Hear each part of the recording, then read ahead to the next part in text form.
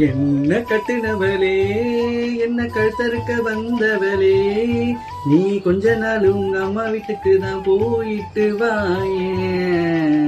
நானும் தான் அது வேற ஜாலியா இருந்துட்டு போவேன். சாம்பார வைக்க சொன்னா மஞ்ச தண்ணிய கலந்து குடுக்கிற, நானும் தான் அதை சாப்பிட்டு புட்டு பேதியில சாவ கிடக்குறேன்.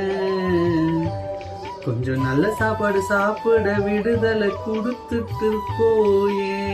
விட்டு கட்டை எடுப்பேன், உன்னை வந்து நானும் பொழந்துடுவேன்.